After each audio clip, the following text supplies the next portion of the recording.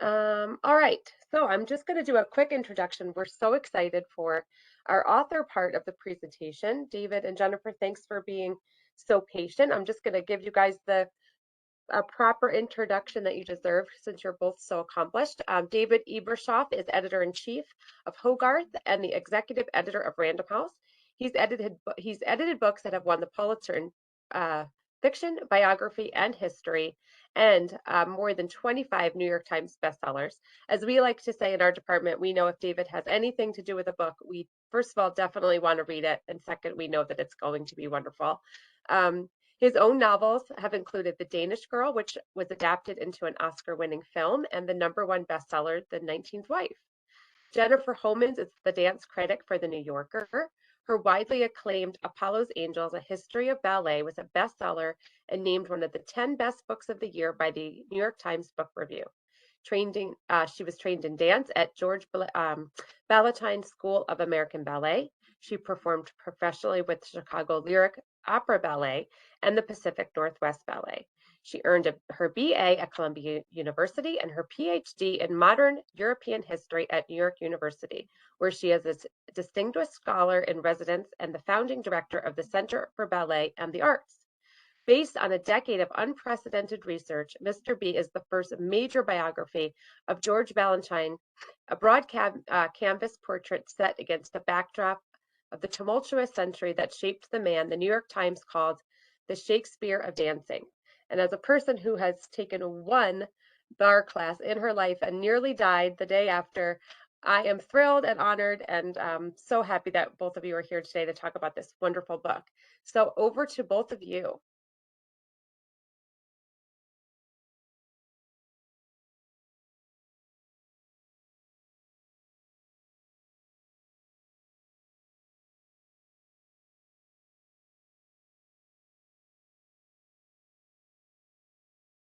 Okay.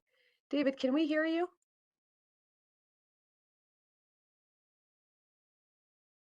Doesn't look like you're muted, but I can't hear you.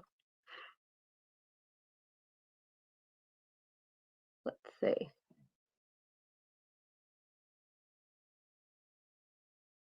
Let's see. How about now?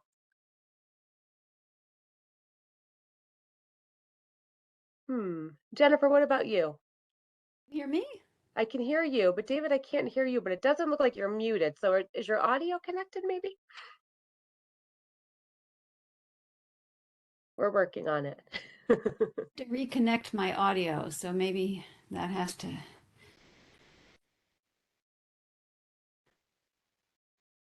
We'll figure it out. It always works out. If we didn't have technical problems, it wouldn't be a live It wouldn't be broadcast. 2022, right? Let's see.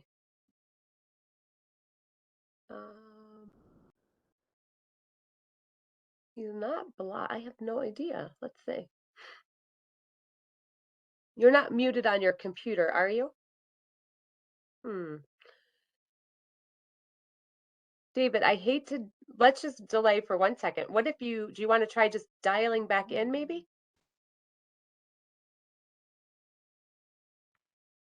Okay, hold on a sec. All right. All right, let's give him 1 second to come back. We'll be right back. Sorry, everybody. You can stretch.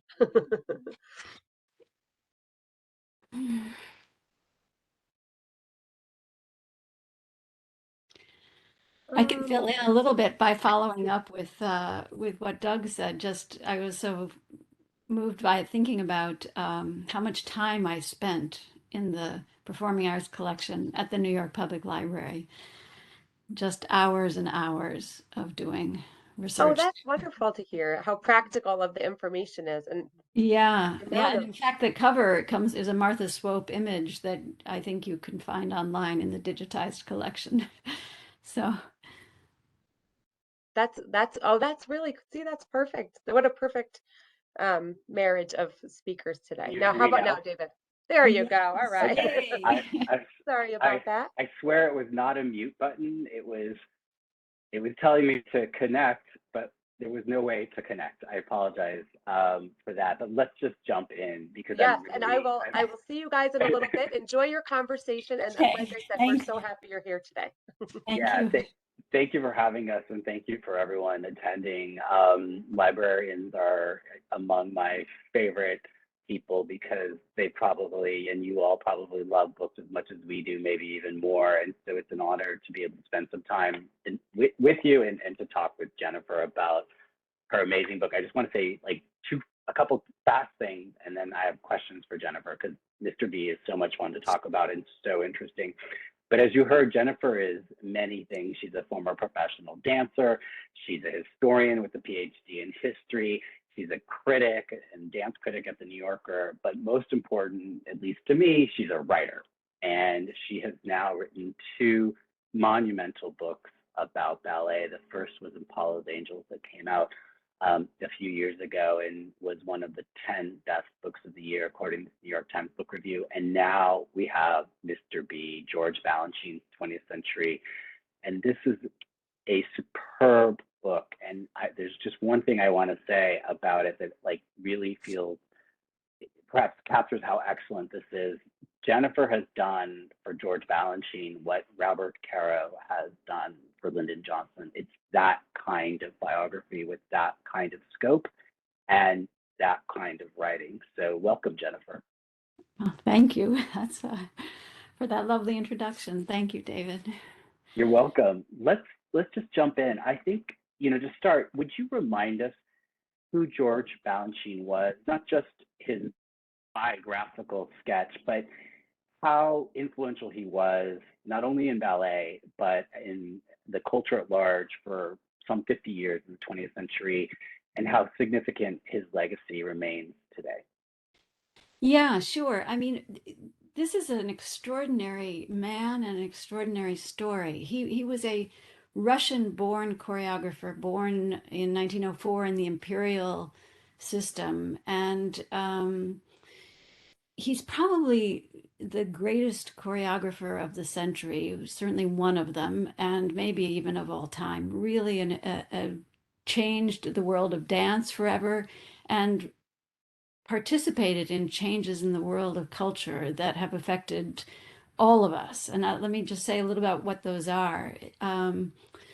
He was Russian born during the imperial period. He lived through the revolution, through the First World War. We're going to talk a little bit more about that later, but moved to Europe in 24, just as Lenin was coming to power, and then was in Europe in the interwar period and working with Diaghilev and sort of traveling all over Europe, so absorbing everything around him. Went into eventually, and he was in exile. He never went back to Russia except to visit, and moved to New York in 1933 at the bequest of Lincoln Kirstein, who's another big character in the story. Mm-hmm. And then he stayed in New York and founded the New York City Ballet in 1948, and really just changed the cultural world of New York and of the United States. He the revolution of dance itself took it from really a kind of older, it was beginning to change fairy tale art into something that was more like a kind of art form you would see from Picasso or hear in the music of Stravinsky. It began with a sort of re-engineering of the human body. If you think about the change that in the 20th century from those long dresses where women in particular could move very little, corseted, and then all of a sudden there's this absolute reform of the female body, and he was really part of that. And so he freed the body, and he made movement larger, faster, bigger. He was very interested in speed and the machine, and in remaking the body so it could do more, physically do more. But a machine that thinks, so a machine, as he put it, so a machine that has a kind of emotional life and a deep capacity. He was very interested in abstraction and stripping away the sets, the costumes, all of the sort of spectacle that you think of with ballet, and having that human body really shown in all of its glory and all of its beauty. Um, he was an institution builder. He built the New York City Ballet. He established ballet across the country. He seeded the whole sort of landscape. So things that you see today are most likely things that he had a hand in. Um, his dances are performed still. He made over 400 dances, about 100 or so, a little less, are still existing, and those are danced by dancers all over the world. So his legacy is sort of huge in ways you don't see in terms of his effect on the body itself and how we understand the body, and then in his glorious work, which is widespread. And he was in his lifetime, he was one of just the great artistic figures that went well beyond the world of dance into all kinds of culture, art, as you said, politics even, and he just was a sort of one of the greats, one of the titans of culture of the 20th century. Yeah, he had a kind of a vast, just like all of these geniuses, a vast mind. And he was, the thing I discovered in all of this research, which took me in so many directions, that he was deeply interested in art. And that affected the way he worked. He read literature from the Bible to Goethe to Cervantes to Shakespeare to modern literature, and he was also, he did a lot of work in film. He did a lot of work on Broadway. He was kind of everywhere. He was everywhere. Yeah. There's a quick question in the chat, which is, when does the book publish? It goes on sale November 1st, and it will be out in the world, and you'll be hearing a lot about it in the lead up to November 1st and thereafter. And we also encourage anyone who's tuning in to ask us questions. We're happy to answer them. Jennifer, could you tell us the origin story of Mr. B? Where this began for you, and how you ended up spending a decade of your life thinking about writing about George Balanchine. Yeah, I mean, after Apollo's Angels came out, I had a very sort of, well, even before Apollo's Angels came out, but I had very difficult, it was very personal for me, because I had, my husband had contracted ALS, and if you don't know what that is, it's a terrible, terrible disease that really robs you of it robs you of your body. So the thing that was in my life very, very important, I watched my husband be robbed of his body and then of his life. And so when he died, which is obviously a great tragedy for our family, but I was in grief, and I lost my parents at the same time. So I was really in grief, and I was also, still a writer and trying to figure out what I was going to do. And I was just drawn back again and again to Balanchine. I knew his dances because I had been, as you mentioned, a professional dancer myself, and I had trained at his school, and I had watched him work, and I had seen and performed many of his ballets. So I knew that I think what I was drawn to was the tremendous beauty and life in them, just like the highest forms of life in these dances. And then also the great loss that was constantly expressed in them. And so, I took it up because I knew something about it, and because it seemed to me a little bit, I think of it sometimes like, I think I've said this to you before, David, it's like a little bit like falling in love. You sort of do it and you don't know why, and then it takes you years and years to figure out how you ended up with this person. And there I was with Mr. B, and it took me years to understand that, and my instincts weren't wrong. I mean, there was a deep, deep experience and feeling of loss that he went through. And And then there was this enormous beauty that he made out of it. So that's sort of where I started, and then once I committed, I just dove in. You just said the years and years. So I'd love you to tell us a little bit about that. 10 years researching and writing, more than 100 interviews, but also lots and lots of work in archives, at libraries, with collections. Could I would love to hear about that, and if you have a story about a certain collection, a certain archive that was really important to your work, or others, or many archives that probably were important to the work. Yeah, no, I mean, I did, as you said, the research I was quite obsessed. And so I spent pretty much all the time that I had in libraries and tracing his path, traveling to various cities and walking his path so that I could see what it felt like, and talking to, as you said, I mean, I interviewed well over 100 people, many of them many times, so that I could understand what this experience had been like. But I'm a historian, and memory is terrific and amazing and beautiful and very revealing, but it doesn't tell you what happened always. So I depended a lot on archives, and I used archives all over the United States, all over Europe, all over, not all over Russia, but in Russia and in Georgia, where his family was originally from. Georgia, not the state, but the country. And so, just for example, his papers are held at Harvard at the Houghton Library, which is a beautiful place to work. And I found there some notes on choreography that were really just scraps because, one of the things that made me so reliant on libraries and on archivists and librarians is that Balanchine didn't like to keep things. And so he believed in the present moment. He didn't believe in the past. He didn't collect his own work, his own writings, anything. He left very little.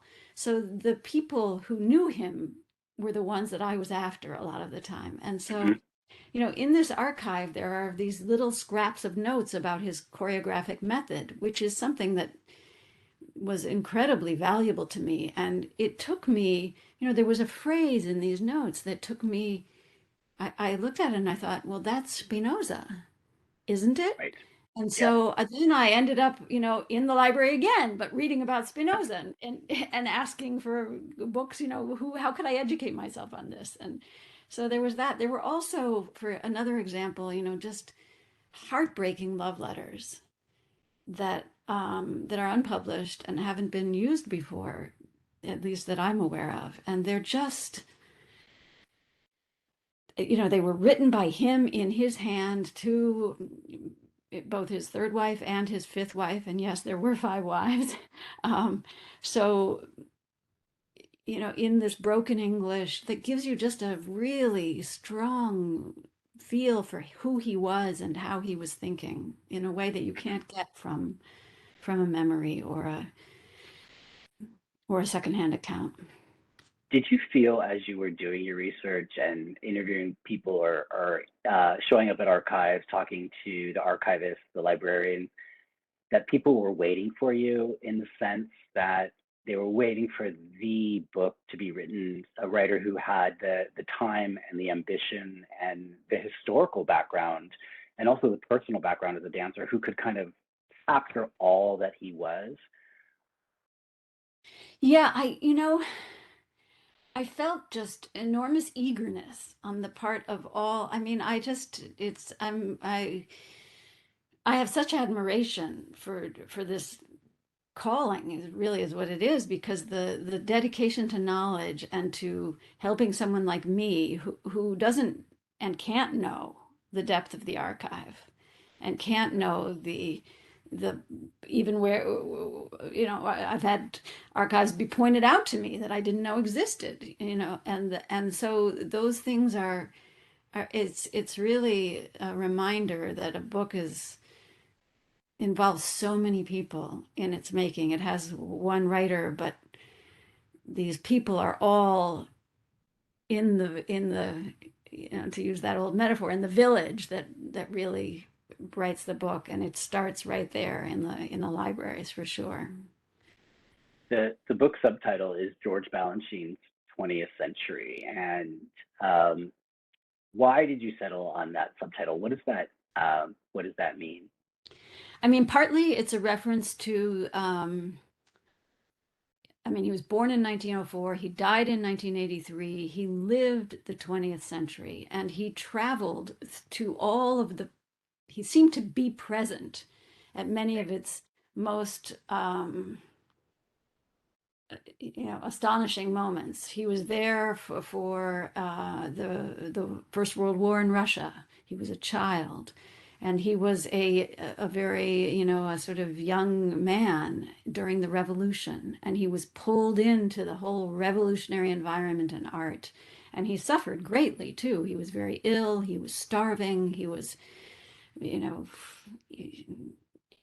searching for food and eating horses and rats and these kinds of stories that come out of these very violent situations. And he then went into exile and he lived in Europe for a while. But when Hitler was coming to power in 1933, that's when he ended up leaving, not only for that reason, and not primarily for that reason even, but he did leave, and then he ends up in America during the sort of American century in art, and it really is a way in which and he was a kind of person who watched everything around him. He was a real observer, and he absorbed.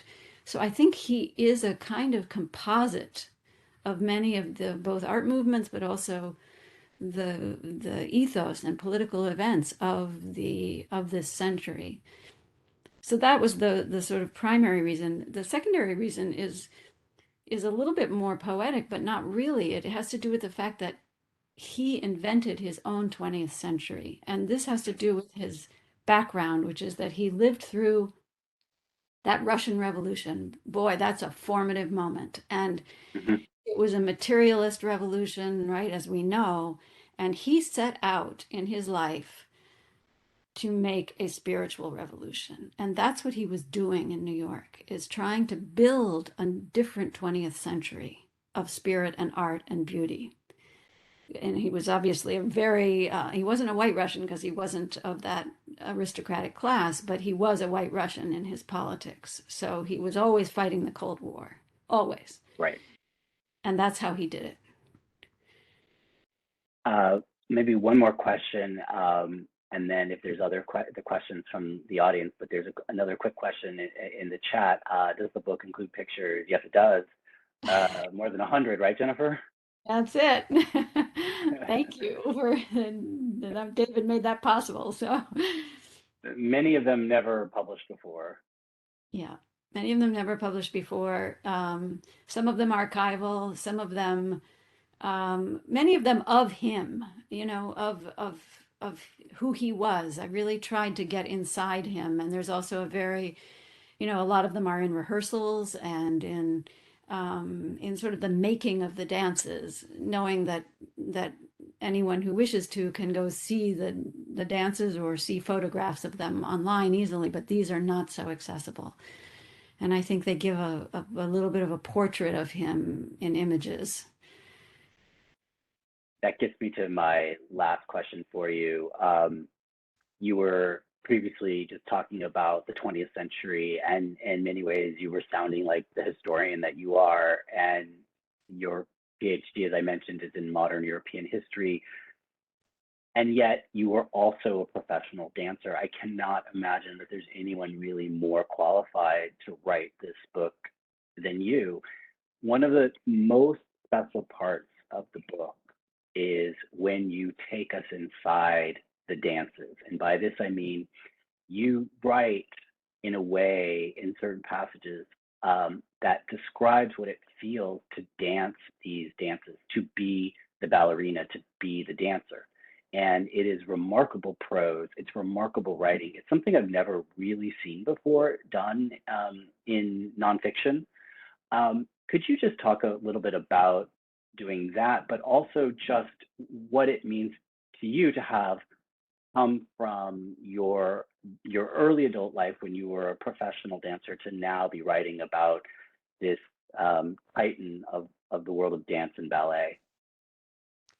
I mean, look, to sort of start with your last question, is it feels like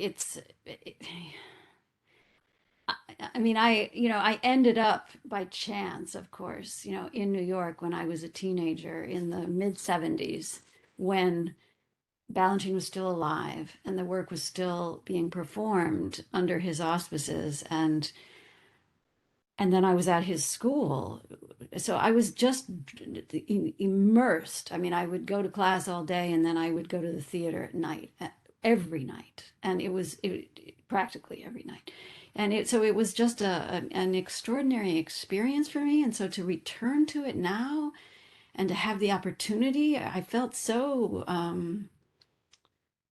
it was such a privilege to be able to learn about him and to really dive deeply and discover lots of things about him and also to follow him. It was an enormous education for me. So that part was wonderful. The dances are, to me, of course, why we care so much about him. So I wanted to make sure they were very much a part of the fabric of the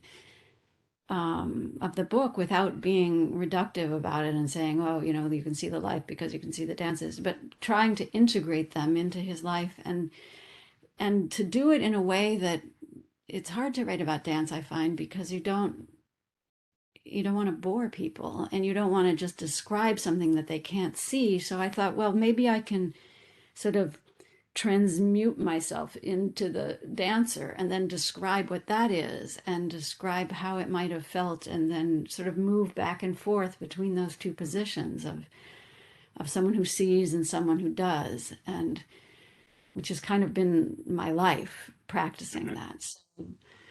So I tried to do that, and I'm glad if it succeeded. And there's some way in which I see dance in a way as a history of ideas. So if you can get inside the dance, you can sort of peel back the ideas and see, what was that? What does it, not what does it mean, but what is it? Yeah, yeah. I think we're probably running out of time, but Jennifer, thank you so much for talking today, and also just a big congratulations on Mr. B. This is really an exceptional biography, and it's for, even if someone doesn't think of themselves as a ballet nut, like, they will love this book. It's for anyone who loves the intersection of history, politics, culture, art, and of course, dance and ballet. So congratulations, Jennifer, and thank you for being here. Thank you. And thank you, David, for everything that you've done. And I just also want to thank the audience for listening. I always feel badly that I can't see you all, really. But I'm immensely grateful for you for listening today and for your interest in the book. That was wonderful. Remind everybody some of the other questions that are coming privately. If you want to just remind everybody when the book is on sale, because I think you've definitely captivated this audience with this story. November 1st. Yeah, we can't wait. And David, I love how you said did you feel like the librarians were waiting for her to come and write this story? What a wonderful way to actually end this program, because in the beginning of the program, when we were listening to Doug talk about all the amazing archives, it does make you wonder if the librarians are looking through it thinking, oh, somebody come and discover this. So it must have been a wonderful thing for the librarians as well, for you to have discovered all of these wonderful letters and accounts of his life. And gosh, Jennifer, with your personal story and your professional career and your background in history, you're right, David. I can't think of anybody else that would have been able to write this book. And as readers and as people that work with librarians, we are super excited for this one. And your time is very appreciated. Well, Thank you for having us. Thank Yeah. you both so much. Jennifer, good luck with it. And it was an honor to meet you, David. It's always an honor to have you participate in any of our programming. Thank you, Kelly, We for thank you having both me. so much. And thanks Thanks. everybody for tuning in. Yeah. Thank you all. Thank you. And thanks. Bye. All right, I'll let you guys escape from us. Have a great day. You too. Bye. You too. Bye. Bye. So we're just going to, for the rest of you on the that are still here, we just want to remind you that we have, of course, as always, hold on, let me just, more books that we'll be sending in our wrap-up report. Sorry for some of the technical delays today, but we have that was amazing. Miriam, was it not? Truly. Gosh, it was captivating. And it's a wonderful reminder that we thank all the librarians for what they do, because books like this would not be possible without somebody that's guarding these records and keeping such good track of these archives that make people who they are. It's fascinating. So we won't take up any more of your time. We know we're a little over. We think that was worth being over for, but we want to remind you that we have lots of other titles that celebrate the performing arts, and something that we were very happy to do today was celebrate the performing arts. This will be in your wrap-up report. There's a URL on the bottom that has a bunch of titles for you. And then also we have a bunch of really just wonderful ballet titles as well. So we thank you all so much for joining us today. There's some audio titles. Oh, sorry, there's some audio titles as well for the performing arts. And of course, again, this will all be in the wrap-up. And our next episode will be in October already, which sounds far away, but it'll be like that. And it'll be a cookbook and culinary stories edition. So thank you all so much for joining us today. Miriam, thank you for helping to put that together. That was great. Thank you, everyone. Thank you, Kelly. Have a great day, everybody. Thanks for joining us. Take care.